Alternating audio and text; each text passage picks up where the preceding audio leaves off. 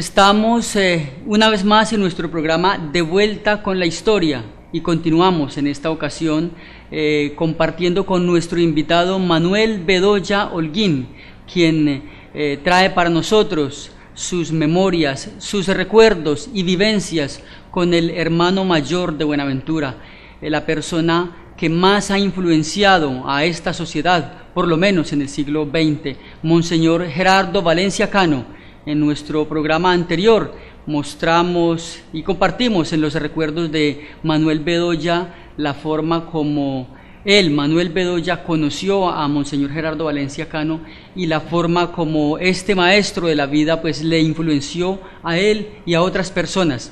Hoy continuamos con parte de esta conversación que queremos compartir con todos ustedes y para las futuras generaciones en este programa de vuelta con la historia, que nos permite en el lenguaje clásico de la conversación pues traer datos y vivencias que algunas personas han llevado al mundo o al lenguaje de la escritura, pero sabemos que Buenaventura, una ciudad donde no todo el mundo tiene acceso a la lectura y donde no gusta tanto leer, pues este tipo de posibilidades nos da otras, nos abre otras puertas. Manuel, es un gusto tenerlo de nuevo en nuestro programa De Vuelta con la Historia. Muchísimas gracias, señor Erzaín, y a todo el equipo técnico de este importante medio de comunicación de la Universidad del Pacífico. Esa Universidad del Pacífico que Gerardo Valencia Cano soñó y que luego se volvió una realidad. Hasta el momento esperamos que los resultados sociales de la Universidad del Pacífico al final de los años sean los que soñaba Gerardo Valencia Cano y los que soñamos nosotros también. Lo mencionábamos, Manuel, en la vez anterior y en unos recuentos de esas vivencias que hacía usted, decíamos que quizás Gerardo Valencia Cano fue uno de los primeros hombres que al menos en este Pacífico sugirió, intuyó lo que se puede conocer hoy como la etnoeducación y que está tan en auge. Pero también él habló de la Universidad del Pacífico y alguien que tuvo la experiencia de compartir con él, Gerardo Jaramillo González, que luego escribió una obra sobre la vida de Gerardo Valencia Cano, nos relata que efectivamente Gerardo Valencia Cano fue quien sugirió en su momento la creación de una Universidad del Pacífico. ¿Qué nos puede compartir al respecto? A ver, esa universidad estaba en su mente de pronto no como Pacífico, sino como un modelo de educación que él soñaba en el marco de la cultura de la gente del Pacífico, indígenas y negros. Yo recuerdo mucho la época en que él insistía tanto con la juventud, preparar la juventud para un desarrollo autosostenible. Y recuerdo tanto cómo la lucha de él y la Escuela de Artes y Oficios San José se dio precisamente para eso. Y en la Escuela de Artes y Oficios San José, en el Muro Yusti, cuando allí no había esos edificios y cuando allí llegaban las balandras de los indígenas con velas, unos buques grandes de 60 toneladas movidos con vela, las canoas, llegaban, él promovía mucho la producción agrícola de la zona, el maíz que le decíamos chocosito, el arroz que le decíamos arroz costeño, la papachina, todo el chontaduro, toda esa parte, el zapote, la naranja costeña. La naranja costeña eso no ha vuelto, el plátano costeño, plátano nuestro que venía desde el Baudó, que venía desde abajo de Tapaje, desde por allá cerquita al Tumaco, venía hasta aquí, y aquí se producía mucho. O sea que aquí había él tenía un sueño, y era hacer que Buenaventura no necesitara traer comida de afuera, del interior. Aquí, inclusive la leche, él propuso una vez que la leche en la IDIC reemplazara la leche de vaca que traían del interior, que se llamaba salomia, la leche salomia, en unas botellas de vidrio las traían así.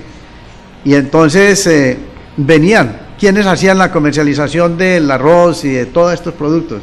Habían unos señores en Pueblo Nuevo, que todavía hay unos señores, ojalá pudiéramos hablar con uno de ellos, los Arcila, los Aristizábal, esos dos señores, una familia grandísima, Aristizábal y Arcila, eran los que tenían los centros de acopio de la producción de arroz, inclusive de cacao.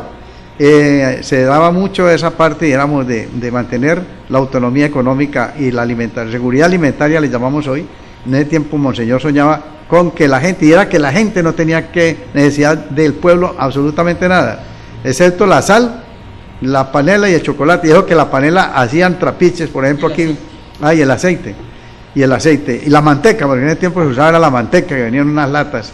Entonces, aquí nomás en el río de Agua, ¿no? Ya en Campo Hermoso, ahí había ya una parte que se llama Guadualito, por ahí, que ahora están los indígenas.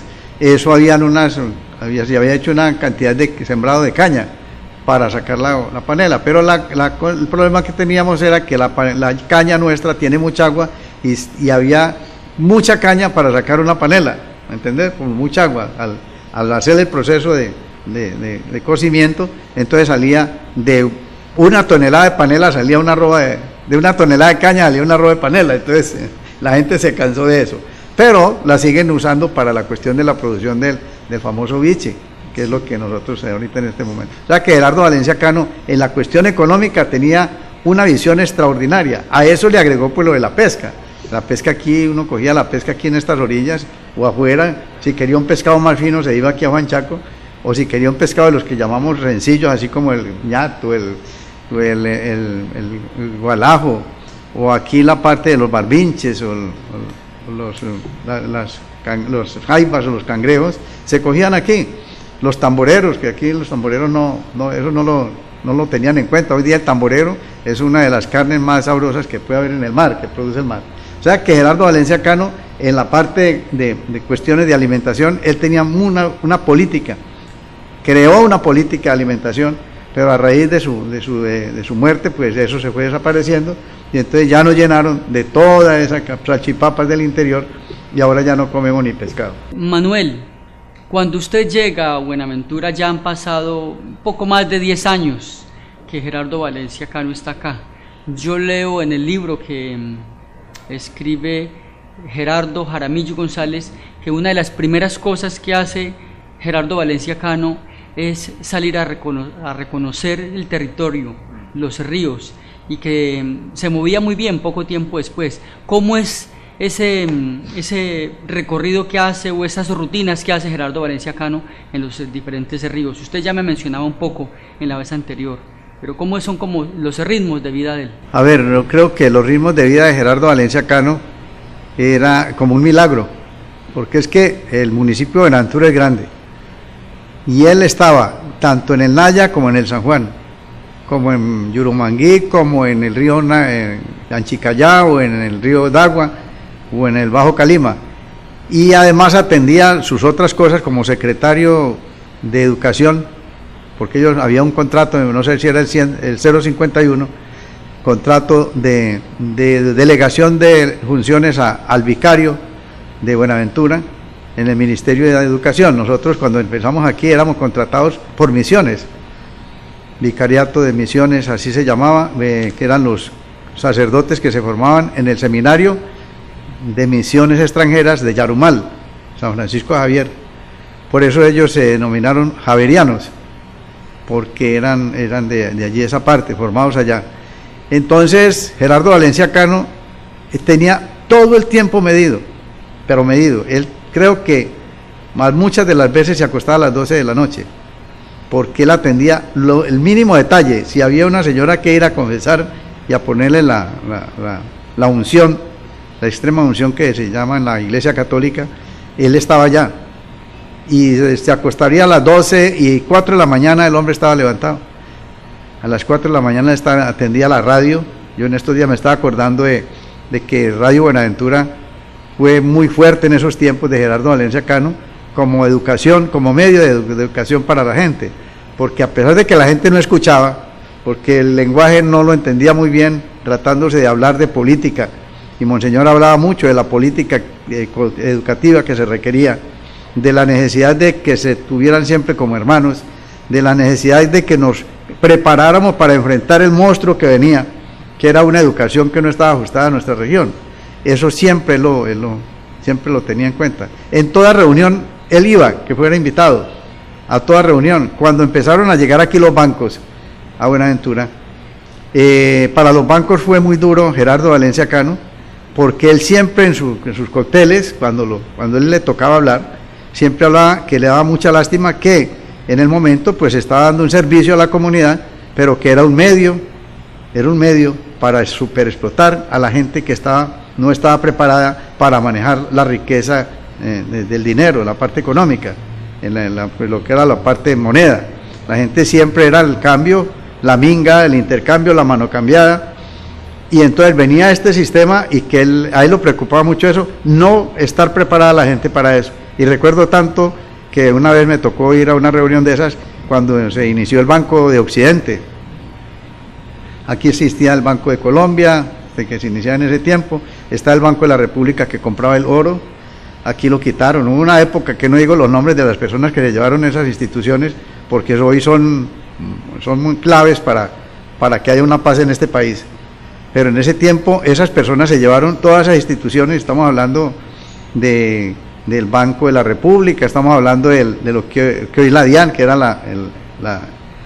la aduana, estamos hablando de la Caja Agraria, estamos hablando de la Zona Franca, estamos hablando del Instituto de Comercio Exterior, que teníamos una sede aquí, estamos hablando de los consulados del Perú, de Chile, de Estados Unidos, había consulado aquí, de España, todavía queda por ahí un poquitico de consulado de España, que lo representa la doctora Amparo García, hija de un español, que fueron unos de los que jalaron aquí la parte. Entonces, Monseñor estaba en todas esas partecitas, dividía el tiempo como en segundos, pero le rendía el tiempo. Era un milagro. Uno lo veía en todas las reuniones importantes donde él podía aportar para que a la gente se le enseñara. En la parte, dijéramos, del arte, la parte folclórica, la cultura, él estaba ahí.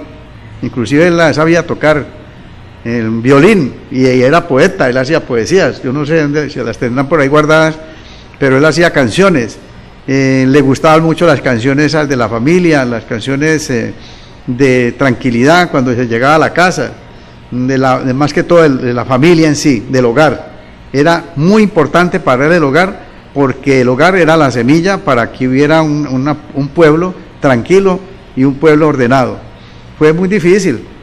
Habían sacerdotes que le colaboraban, como Gerardo Jaramillo González, como el padre Ruiz, como el padre Jesús Emilio Carvajal, que era el tutor de las escuelas Piripipí que hablamos la vez pasada, sí, que con esa platica le pagaba a las maestras, en cada casa hacían una escuela y mantenían una institución que formaron en ese tiempo Monseñor y el padre Carvajal, que se llamaba la Escuela Normal Popular, que quedaba ahí al pie donde hoy queda la Malaria, donde queda Malaria, ahí quedaba la escuela.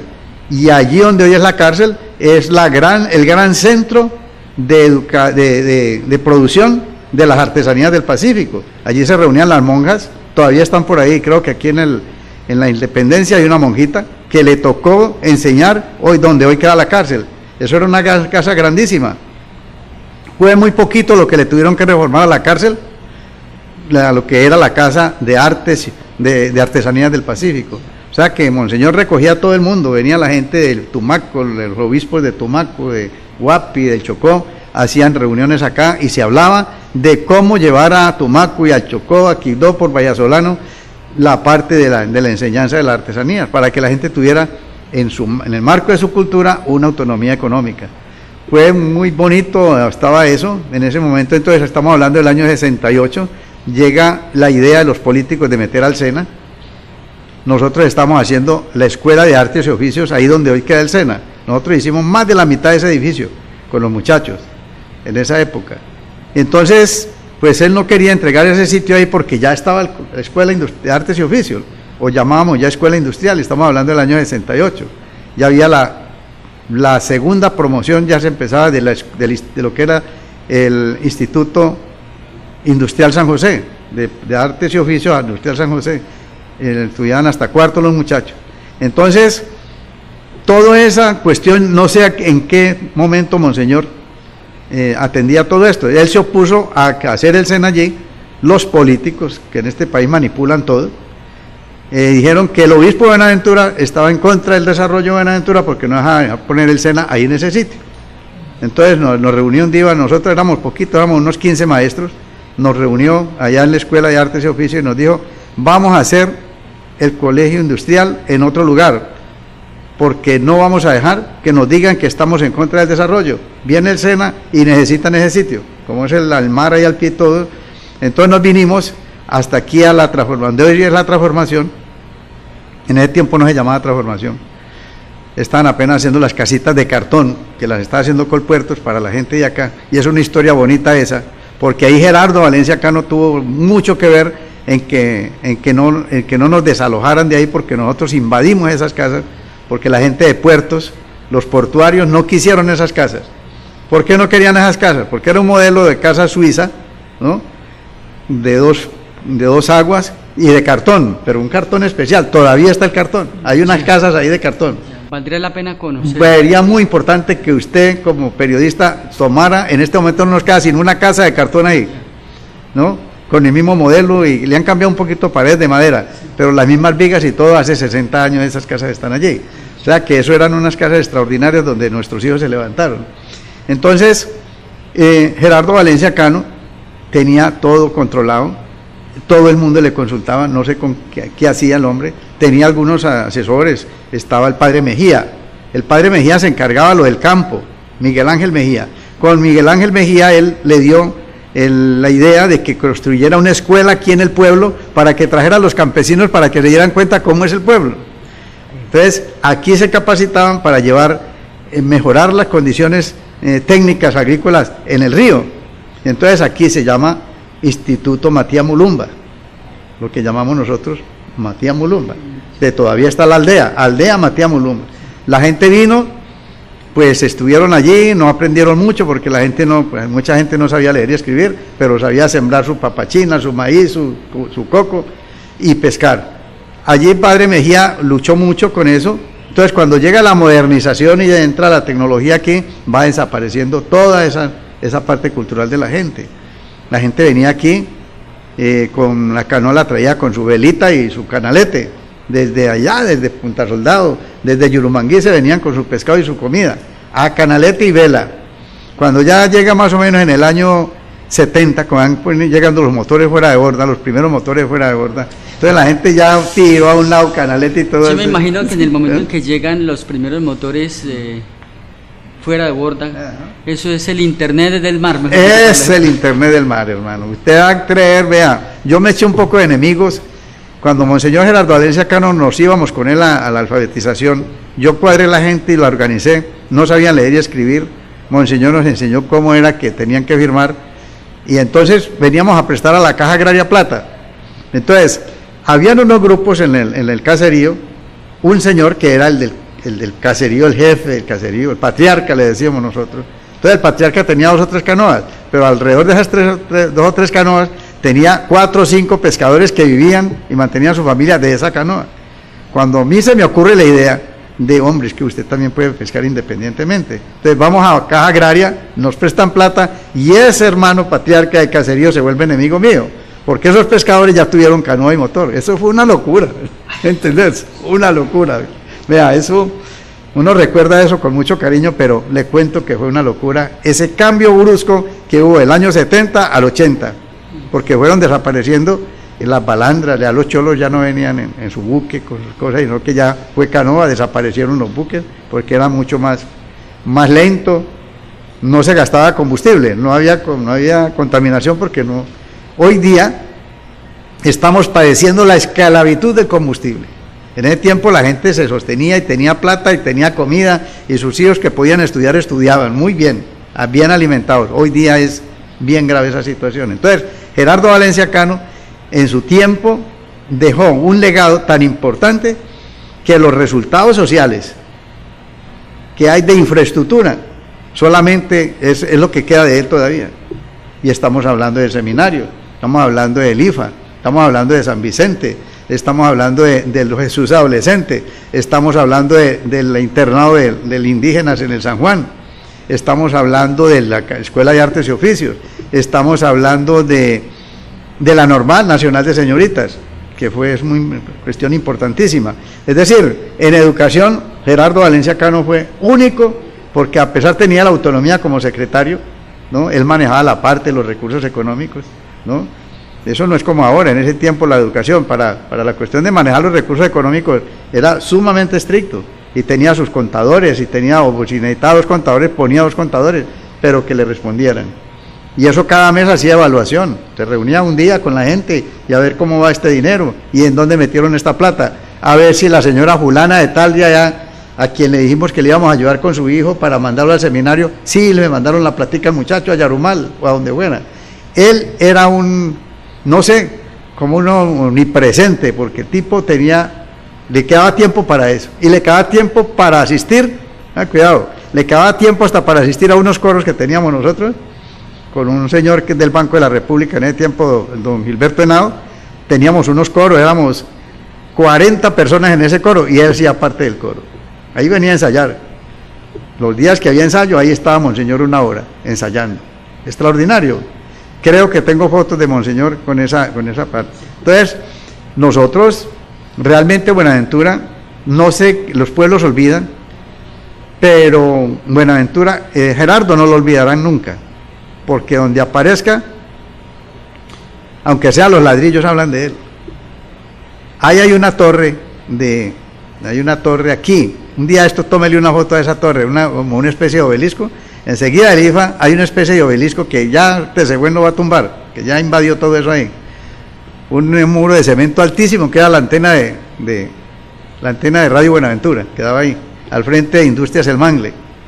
Y hablando de Industrias El Mangle, el Monseñor ayudaba, aconsejaba mucho, recomendaba mucho a los industriales que habían aquí. Estaban los Cinza, que la otra vez hablábamos de ellos, de Francisco Roca, que fue el primero que comenzó a exportar camarones de aquí para Italia, el de Industrias El Mangle, Chapas del Pacífico. Todo él daba recomendaciones, los señores dueños de esas empresas ayudaban mucho. Aquí había una cantidad de cuestiones muy importantes. Buenaventura era una especie de Venecia, así, era la isla nomás, no solamente la isla. Cuando yo llegué aquí, estaban empezando a hacer unas casas aquí en la Independencia, la estaba haciendo el Instituto de Crédito Territorial, poquitas casas, pero era la isla, era todo, se manejaba todo, y la Universidad de Buenaventura en ese tiempo era el Piñal, era lo que decía Gerardo Valencia Cano: quieren formarse y aprender cosas, vayan al Piñal. Yo no le encontré al Piñal cosas nuevas en ese tiempo, ahora sí le encuentro, ¿me entendés? Pero en ese tiempo yo llegaba, pero él sí veía el comportamiento de la gente, de los que venían de Tumaco, de los que venían de Chocó, toda esa gente enseñaba cosas, y él aprendía de ellos. Y habían unos hermanos, que todavía hay unos por ahí, hay 2, uno que está muy enfermo, hermanos legos, esos que le ayudan en las casas religiosas, que ayudan, que son como mayordomos.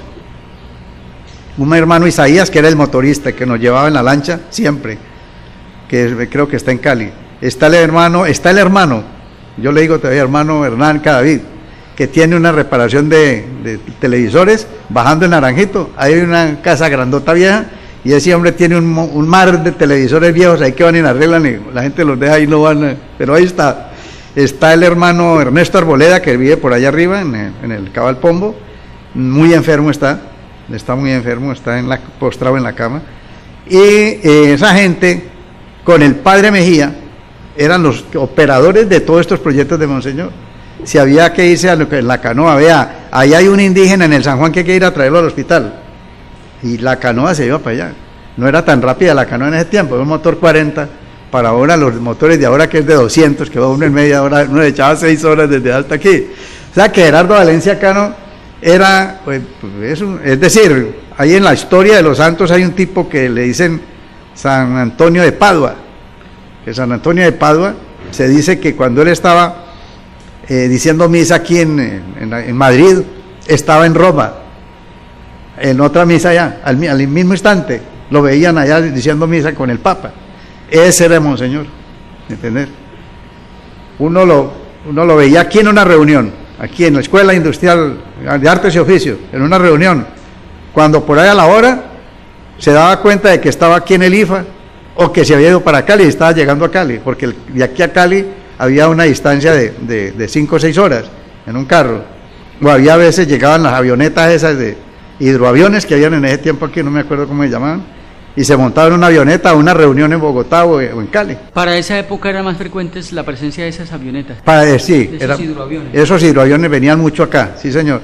Y en ese tiempo pues estaba un poquito medio funcionaba el aeropuerto de acá, que era muy rutinario. Yo me acuerdo una vez que una avioneta se varó por acá y bomberos, y salvaron la vida de esa gente, los bomberos y toda la gente se fueron con lámparas y con linternas a alumbrar la pista para que la avioneta aterrizara. Esa gente se salvó esa vez, estamos hablando del año como 70 más o menos. Entonces él se movía muy bien en la que entonces sí, era coordinaba. Una pequeña y próspera isla. Bueno, era una próspera isla, sí señor. Visitando esos consulados y las sus consulados, instituciones, las empresas que abrían camino, sí señor, que contribuían, que ayudaban a la educación. Habían unos señores madereros que hoy pues están muy pobres, no están pobres, pero están quebrados. Un tocayo mío que se llama Manuel Álvarez, él tiene una historia muy importante de Gerardo Valencia Cano. Él vive por ahí en la cesta con la Virgen. Estaban los montes que ayudaban mucho, los palacios, una cantidad de los rentería que tenían empresas, los negros de Buenaventura con grandes empresas, ¿no? Llegaron los montes y se apoyaron. Después fueron otros gente de afuera fueron asumiendo eso y se fueron quedando con las empresas y dejaron a la gente por fuera, porque no había esa visión de la tecnología y del monopolio económico, porque la gente nuestra es muy solidaria y entonces prefiere ayudar al otro a guardar el dinero. Uno lo ven a la gente nuestra, en los abogados, aunque la gente se ha metido a la politiquería y se han vuelto muchos de ellos corruptos, ¿no? Y los tenemos ahí utilizados por la gente de afuera, porque eso era una de las cosas que Monseñor siempre recalcaba. Ojo, preparémonos porque van a venir de afuera y nos sacan del territorio. Y él no hablaba del territorio, hablaba del territorio de la mente, del cambio de mentalidad, del cambio de actitud, la pérdida de la identidad. Siempre decía Gerardo Valencia Cano. Esa colonización cultural. Esa colonización cultural que se metió. Y ahora nos queda por ahí en las últimas cordilleritas del río, apenas nos quedan unos poquitos. Aquí en la ciudad nos quedan unos poquiticos, de gente ya muy mayor, pero que ya se está muriendo de enfermo, ¿me entendés? Pero que la mantienen. Y ahora en algunas escuelas también está esa cultura que sembró Gerardo Valencia Cano a través de Mercedes Montaño, Margarita Hurtado, Teófilo R. Potes, si hablamos también de Marisa Prieto, una hermana de Tres Palacios, el famoso amigo nuestro Tres Palacios que es deportista, y ellos han mantenido, y estos muchachos que vienen de esa herencia de papá y mamá, que fueron folcloristas, que por ahí hay unos muchachos, estamos hablando de Alex, estamos hablando de se me olvida el apellido de ese muchacho, un apellido todo raro ahí, y de como unos 10 o 15, Hugo Montenegro, por ejemplo, su mujer Carmen. Ellos mantienen esa línea de Gerardo Valencia Cano de esa época que para mí, como recién llegado de otras partes a Buenaventura, cuando comenzó Monseñor Valencia a montar la misa folclórica, para nosotros era una tortura, pero ahora uno entendió que es una belleza, una misa con su música de marimba y tambor. Usted nos ha contado esa faceta cercana de Monseñor Gerardo Valencia con las artes y con algunas habilidades artísticas, la música, el teatro. En alguna ocasión nos contaba el maestro Roberto Lozano Batalla que él disfrutaba mucho del teatro, viéndolo y fomentándolo. Hubo una anécdota con Monseñor Valencia. Nosotros montamos una obra de teatro de Jairo Aníbal Niño que se llama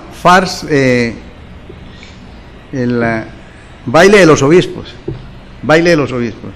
Entonces es una crítica a los obispos, cómo van y dicen la misa, es decir, como el politiquero, venga mañana le arreglo, mañana lo caso, mañana tal cosa, ¿no? El político también le dice, viene y recoge el voto y después le dice, no, mañana le cumplo, pasado mañana. Los politiqueros hacen eso y no les alcanza el tiempo, se comprometen a una cantidad de cosas que no pueden cumplir, ¿no?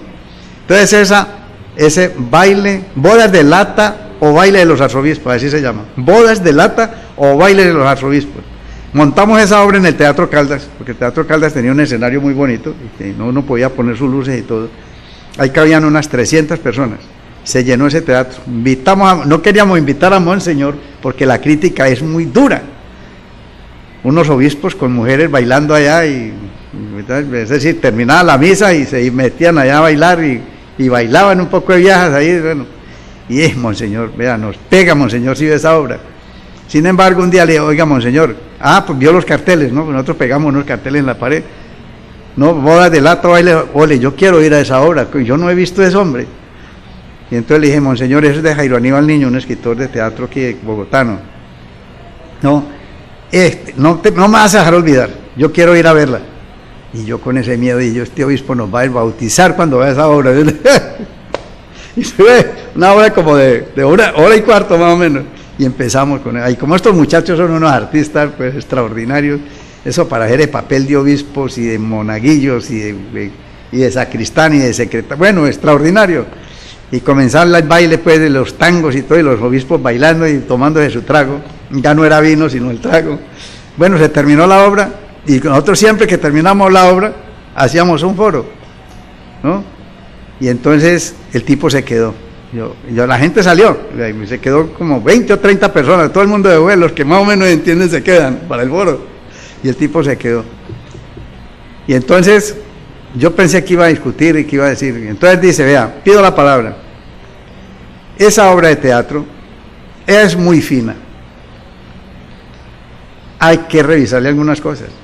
Charlamos, Manuel, yo el director charlamos, Manuel, se paró y se fue. Y no me volvió a decir nada de la obra de teatro. Me quedé yo aterrado la capacidad que tenía ese obispo de entender las situaciones que se denunciaban, porque son verdad, ¿me entiendes? Pero que no le tocaban a él. Entonces él no tenía nada que discutir. Eso significa que él no tenía ningún reparo en tomar la posición del público, ubicarse donde estaba todo el público, sin pedir para él nada, sitios de no lo permitía. No dejaba, si uno le ponía un sitio preferencial, no, señor, se montaba por ahí en la cola o se metía en medio de la gente, así de sencillo. Tratando de conocer un poco más a Gerardo Valencia Cano, pues para preparar el programa, maestro Manuel Bedoya, leí de Gerardo Jaramillo González que en una primera etapa de la vida de él fue un poco brusco en el trato con la gente y que eso no fue fácil de superar, es decir, pasó algún tiempo natural, mientras una persona madura y va creciendo a sí misma. ¿Cómo era cuando ya usted lo conoció? Es decir, el señor Gerardo Jaramillo dice que a veces era un poco seco, que a veces era un poco desconcertante, que no tenía mucho cuidado de lo que se llaman las formas en la práctica de la comunicación. Era muy duro, pues a mí me pegó muy duro. Al principio, ya después nos volvimos muy amigos y nos saludábamos y pasábamos o iba y a veces llegábamos a la catedral donde le estaba almorzando y nos invitaba a almorzar, ¿no? El almuerzo, vea a fulano, sírvale almuerzo a fulano, ¿no? Cuando él estaba almorzando. Era bien seco, era un tipo muy serio y una capacidad de en el momento saber qué está pasando ahí, ¿me entiendes? Ya llegaba y de una vez sabía qué estaba pasando, ¿me entiendes? Y ya él, o si había necesidad de intervenir, intervenía, si no, se quedaba quieto, ¿no? Por ejemplo, decirme a mí, es que para vos hacer teatro tenés que volverte negro. Yo qué iba a entender eso, ¿me entiendes? Después fue que yo entendí esa frase. Entonces él era bien seco, era muy tranquilo, un tipo jovial, pero andaba muy serio, no serio, tranquilo, muy finito. Él era más o menos de la estatura tuya y la contextura suya, ¿no? Y así con su uniforme común y corriente hablaba con la gente, se reía con la gente, si la gente echaba chistes él se reía, pero él no le gastaba mucho tiempo a las charlas que no tenían algún resultado, un contenido. Se reunía mucho con los empresarios. Ya me acuerdo tanto de un señor Alcides Pérez, que creo que todavía está por ahí, de un señor Darío Taborda, que ayudó mucho, de mucha gente, de los INSA, de los mismos cónsules que habían aquí. Él se reunía mucho con ellos. Aquí había una cantidad de organizaciones que él iba por mantenerlas. Es que viene el señor obispo, y es que si no mantenemos esto, se nos va el obispo.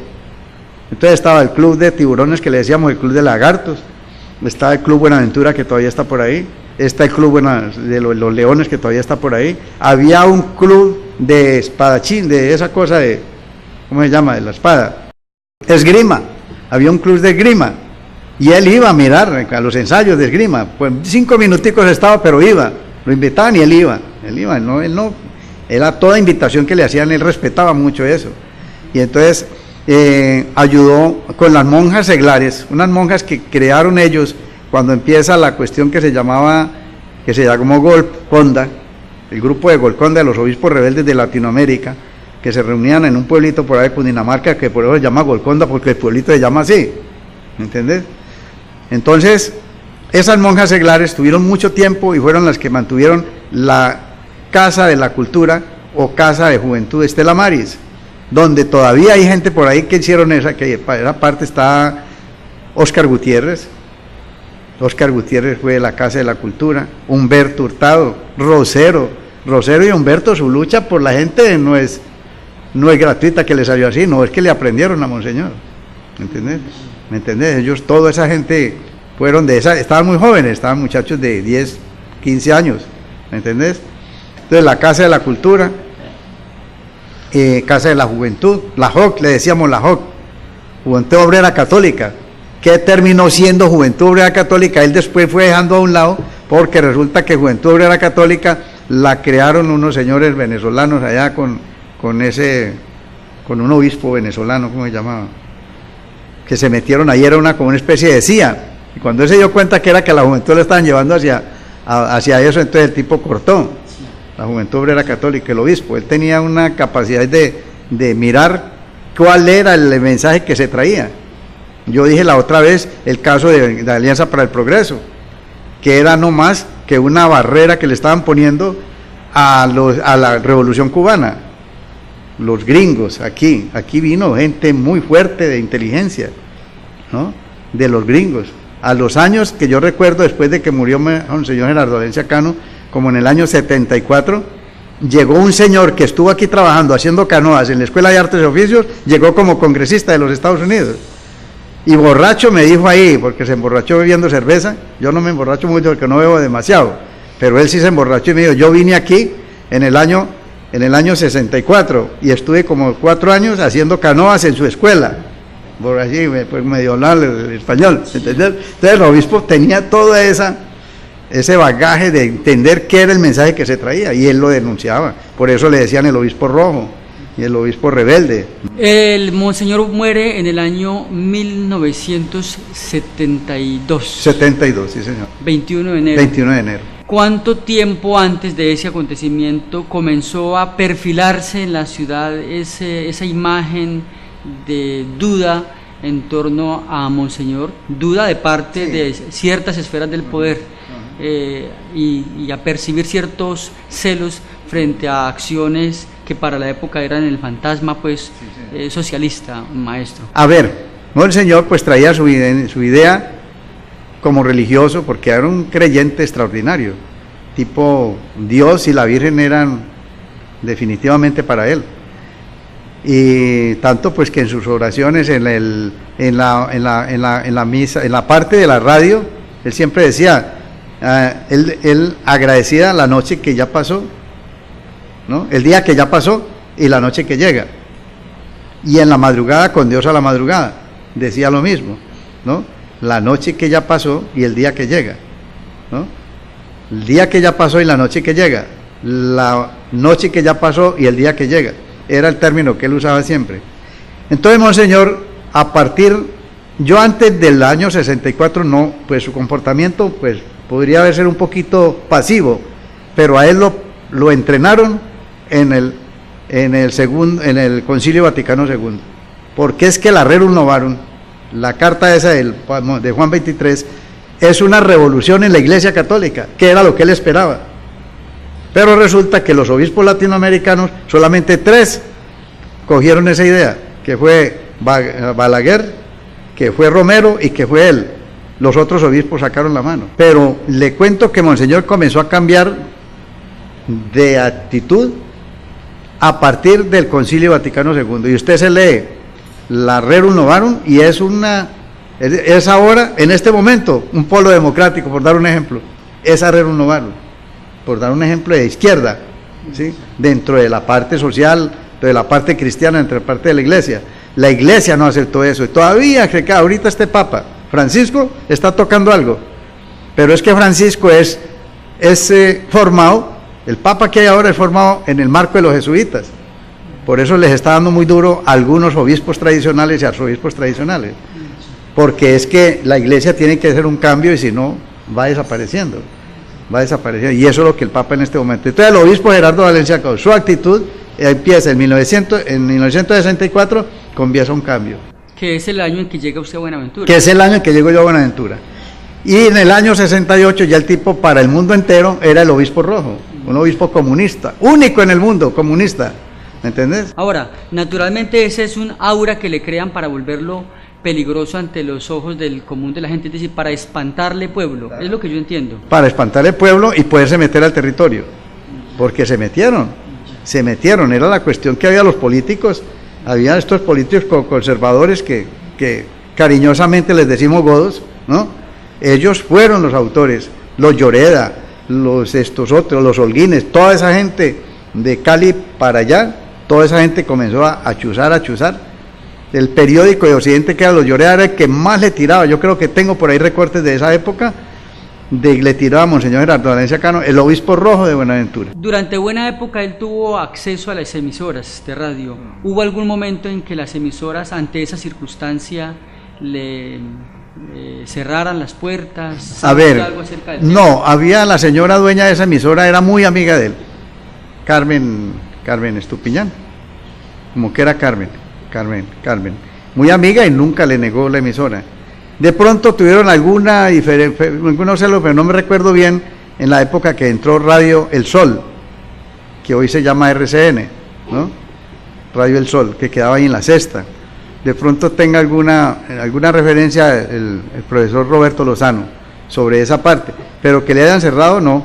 Los periódicos sí, los periódicos tradicionales sí le cerraban mucha información, porque eran enemigos de él. Y usted ahora, me imagino que por el paso de los años lo entiende con mucha claridad, o eso lo alcanzaron a entender ustedes, como discípulos de él, como seguidores de Monseñor Gerardo Valencia Cano, ¿sintieron esa presión, o es ahora que con el paso del tiempo lo entienden con más claridad? Se sintió esa presión, porque a partir del cambio dijéramos así, del cambio en el año 70, estamos al año del 70, donde comenzaron a presionar en el Ministerio de Educación el poner a esto ya nacional y sacar al obispo de secretario de Educación. Ahí se comenzó a ver la presión, muy fuerte. Tan fuerte fue la presión que el padre Gil, a raíz de que hicimos el colegio industrial acá arriba, porque eso es una historia también que tiene el problema del SENA, y nos vinimos un domingo, esto era una selva, todo era una selva, y nos vinimos a esa selva donde había un rancho con una palma de coco que había ahí. Marcamos el territorio, porque ese territorio era del vicariato, marcamos el territorio para el colegio, ahí donde está hoy, que hoy queda al frente de la Transformación, eso es una selva. Entonces, y al frente se estaban haciendo las casitas de colpuertos para que la gente se viniera a vivir ahí, y como nuestros hermanos negros son muy pinchados, ellos no iban a vivir en una casa de cartón. Vivo en mi casa de madera, pero de cartón no. Entonces, esas casas no. Ahora es que las habitaron de lo último, pero eso en ese tiempo nos metimos fue los que veníamos de afuera. Claro que yo no soy paisa, yo soy chocuano, pero los paisas fueron los que se metieron en principio a esas casas de cartón. Entonces, Gerardo Valencia Cano, esa fuerza que hubo a partir del año 70 era a quitarle a Monseñor la Secretaría de Misiones, porque ya no, que tenemos que avanzar, que eso ya está muy atrasado, que no sé qué, a meterle unas nuevas tecnologías. Se metió al Ministerio de Educación acá y se reventó los principios y la cultura y se reventaron toda la ética, podríamos llamar así, porque en el año 72, con la presión de los gringos, que yo recuerdo tanto, Monseñor Valencia Cano nos reunió en el año, estamos hablando de mayo de 1968, lo recuerdo como si fuera ahora. Había un programa de Estados Unidos de educación para Latinoamérica, porque el problema de la educación era frenar la revolución cubana. Eso fue, y todavía está. Entonces, Gerardo Valencia Cano nos reúne en la terraza de la Escuela de Artes y Oficios, Escuela Industrial San José, que se llamaba así, nos reúne y nos dice, miren, aquí acaba de llegar, le dice al padre Gil y a los rectores de los colegios, porque él era el secretario de todos los colegios, había uno que otro por ahí privado, colegios privados había, estaba la de la doña Nina del Castillo, estaba yo no sé qué, habían como 10 colegios privados, pues de los que podían pagar, nosotros éramos todos así públicos. Nos reunió en la terraza y nos dijo, mire, acaba de llegar de Puerto Rico este comunicado, me lo mandaron por correo. Este comunicado es para capacitar de todo Colombia unas 200 maestros allá en Puerto Rico. De aquí, directivos de colegios, ¿no?, que son coordinadores, que tenían algún cargo. Este programa que viene es una nueva tecnología. Y allí, en esa nueva tecnología, en ese tiempo asustaba los chips y las cuestiones, y lo que hay ahora, que te ponen un chip y te ubican en cualquier parte. Ya se intuía. Esa se intuía, él lo intuía, ya ve. Cuando vengan con ese programa te van a poner una marca. Él decía eso. Te van a poner una marca y vos no la vas a ver. Pero esa nueva tecnología viene con el propósito de un cambio estructural y nos hacen perder todo, es decir, como cuando, y puso un ejemplo bien, cuando al zaino le matan la guía, el zaino se riega por todas partes, ¿no? Y lo que coge por ahí así se lo mata, ¿me entiendes? Pues una fiera. Entonces él explicó así, viene ese programa, entonces de todas maneras tenemos que ir. Del colegio industrial fue Jaime Hidárraga, que murió hace poquito, fue Alarcón, Adolfo Alarcón, que también murió, Medina, que todavía está por ahí, Burbano, que todavía está por ahí. De la escuela nuestra fueron 8 maestros que eran jefes de taller y coordinadores a Puerto Rico, se vinieron con un poco de papeles y cosas, cambio total de la educación, y en ese momento llega, estamos hablando del año 68, a los 4 años llega aquí, muy joven, yo creo que como la edad suya, el señor Luis Carlos Galán, de grata memoria por su lucha por un cambio, ¿no? Y acepta ese programa, como a los 4 años, y comienza a cambiar el modelo de educación en este país a partir de Luis Carlos Galán, y entonces nos aparece el estatuto indecente. Pero maestro, claro, para claridad de nuestros televidentes, ya estamos terminando el programa, empieza a cambiar, y cambia para bien o para mal, porque es importante. Ah, bueno, el cambio de Monseñor para bien. No, en este caso el cambio que trae el señor Luis Carlos Galán, para mal, porque ahí para acá, para atrás la educación, Siguió entonces el modelo impuesto por Puerto Rico. Desde Puerto Rico, sí, esa señor. es su versión. Sí, esa es mi versión. Maestro, nosotros estamos llegando al final de nuestro programa De Vuelta con la Historia, y quedan muchas cosas por compartir, por resolver, muchas de esas remembranzas que fruto de una conversación hasta como que se desempolvan, como se dice, ¿cierto? Sí, señor. Entonces un recuerdo lleva al otro. Al otro, sí. ¿Cuánto hacía que usted no hablaba con cierta tranquilidad de estas cosas? Con cierta tranquilidad, yo creo que unos 20 años, tal vez más. Todavía tengo la memoria de la gente que participó conmigo en ese tiempo.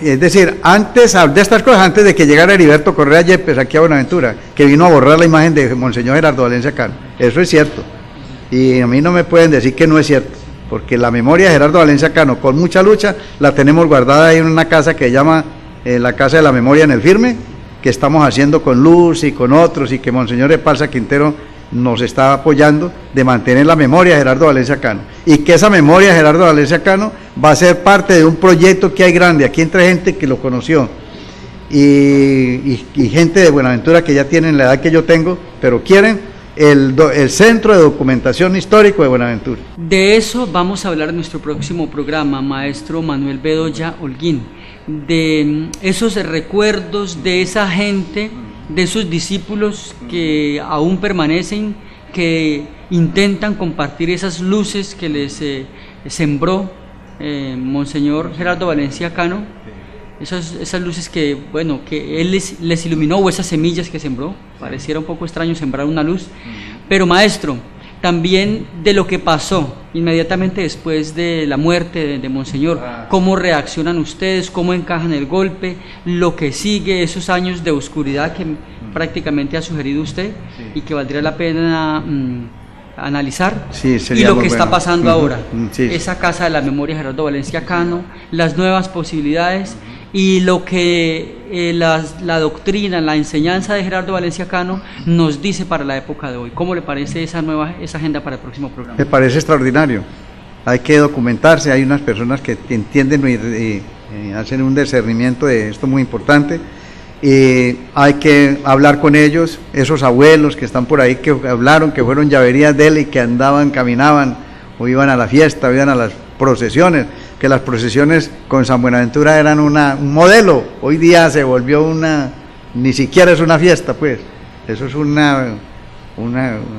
no sé cómo decirle, pero es vulgarcísimo la manera como se está tratando esos valores culturales de aquella época. En este programa también ha sugerido usted que parte de esa valentía, con un ritmo distinto, con su propia personalidad, pero parte de esa valentía la está mostrando Monseñor Héctor Epalza Quintero. Sí, señor. Y eso tiene un valor importantísimo en una sociedad donde la Iglesia Católica en buena parte pues le ha dado la espalda a los problemas sociales. Sí, señor, está muy comprometido el Monseñor Héctor Epalza Quintero, y esperamos que esta emergencia social que se propuso el 19 de febrero al presidente de la República se vuelva real. A ustedes, nuestros televidentes, les agradecemos infinitamente por habernos acompañado. Esperamos con la conversación de Manuel Bedoya pues despertar interés por la vida y por la obra, por el legado y la enseñanza de Monseñor Gerardo Valencia Cano. Acá en Buenaventura hay lugares donde se tiene información escrita, donde se está haciendo una memoria de él, la Casa de la Memoria de Gerardo Valencia Cano. En la Pastoral Social de Buenaventura hay personas que dan información de él, y las enseñanzas de este hombre cristiano que intentó llevar a la práctica las enseñanzas propiamente de Jesús, pues están todavía vivas y tienen mucho que enseñarnos. Desde este programa intentamos aportar para ustedes y sobre todo despertar interés en que ustedes por sus propios medios vean y busquen lo que tienen que ver y lo que tienen que buscar. A ustedes mil gracias y nos vemos en nuestro próximo programa.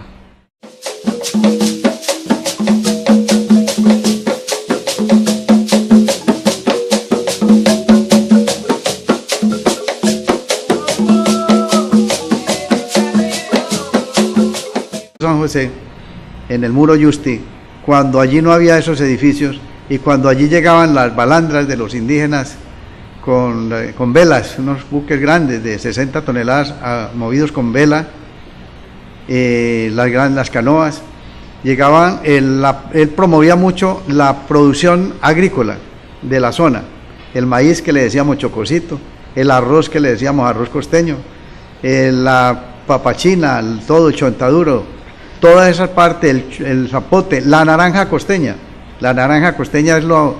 eso no ha vuelto, el plátano costeño, plátano nuestro que venía desde el Baudó, que venía desde abajo de Tapaje, desde por allá cerquita al Tumaco, venía hasta aquí, y aquí se producía mucho.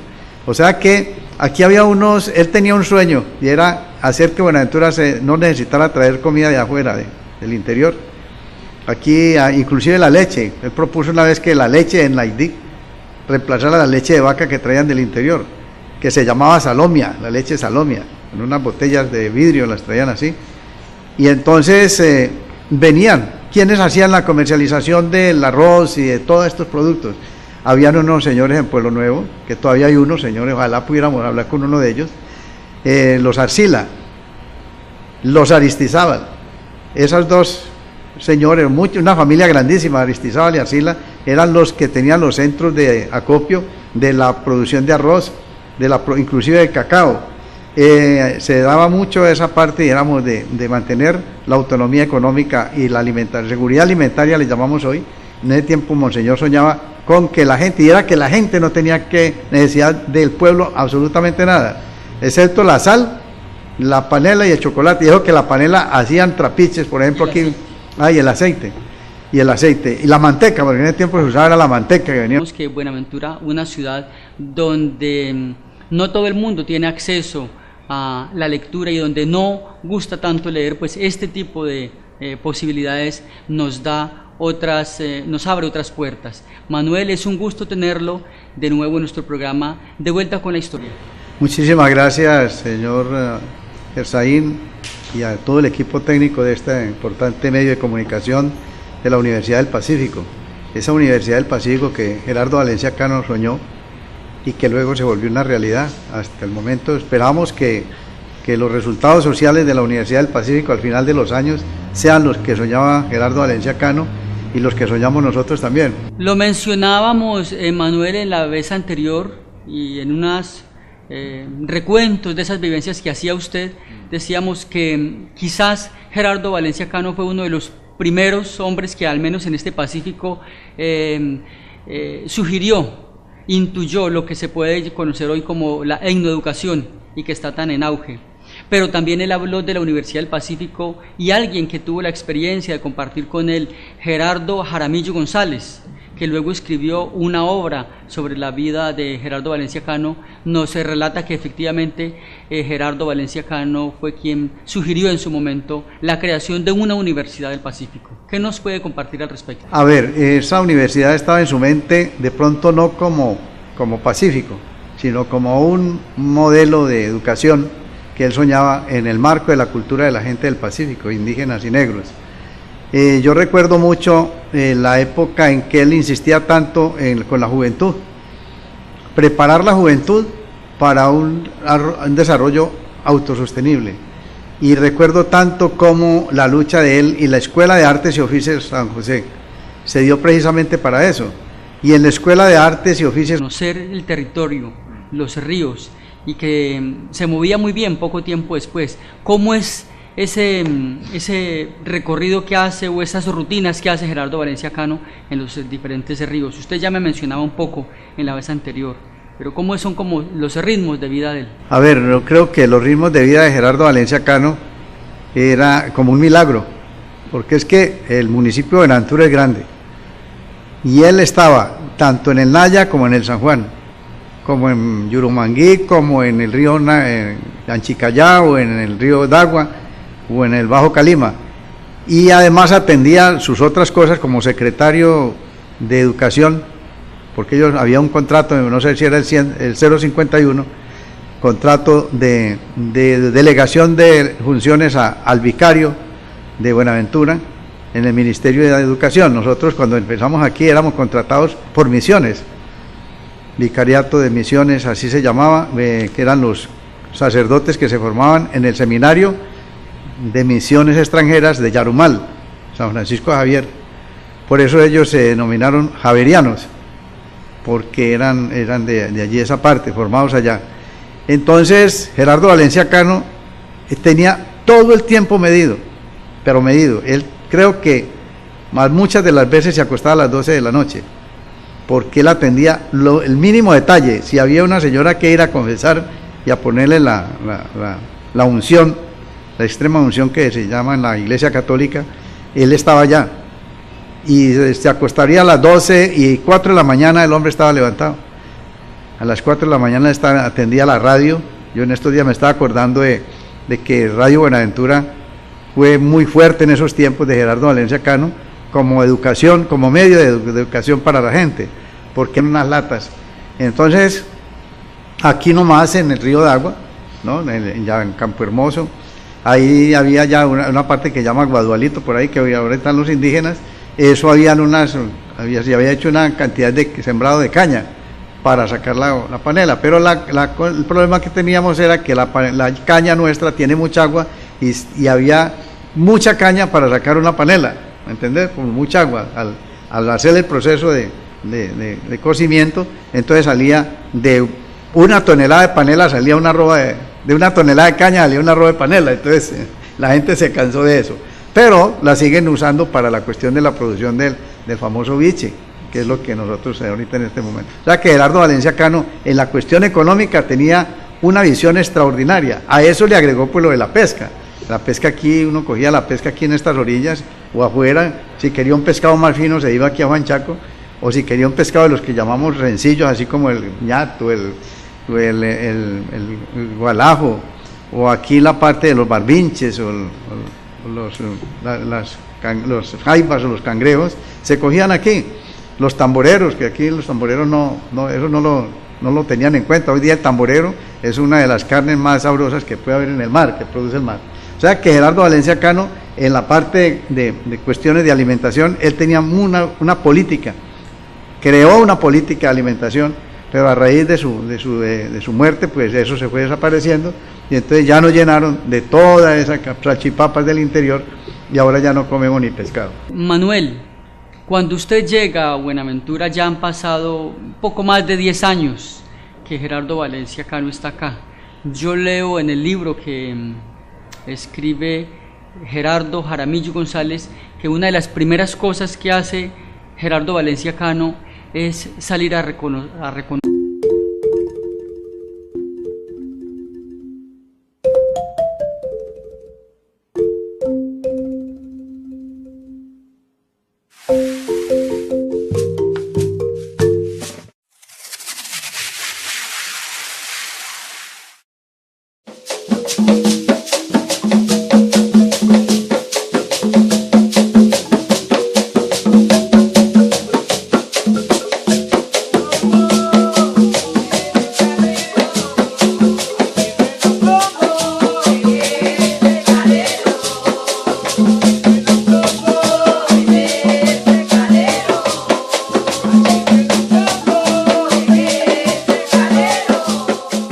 Estamos una vez más en nuestro programa De Vuelta con la Historia y continuamos en esta ocasión compartiendo con nuestro invitado Manuel Bedoya Holguín, quien trae para nosotros sus memorias, sus recuerdos y vivencias con el hermano mayor de Buenaventura, la persona que más ha influenciado a esta sociedad, por lo menos en el siglo XX, Monseñor Gerardo Valencia Cano. En nuestro programa anterior mostramos y compartimos en los recuerdos de Manuel Bedoya la forma como él, Manuel Bedoya, conoció a Monseñor Gerardo Valencia Cano y la forma como este maestro de la vida pues le influenció a él y a otras personas. Hoy continuamos con parte de esta conversación que queremos compartir con todos ustedes y para las futuras generaciones en este programa de vuelta con la historia que nos permite en el lenguaje clásico de la conversación pues traer datos y vivencias que algunas personas han llevado al mundo o al lenguaje de la escritura, pero sabemos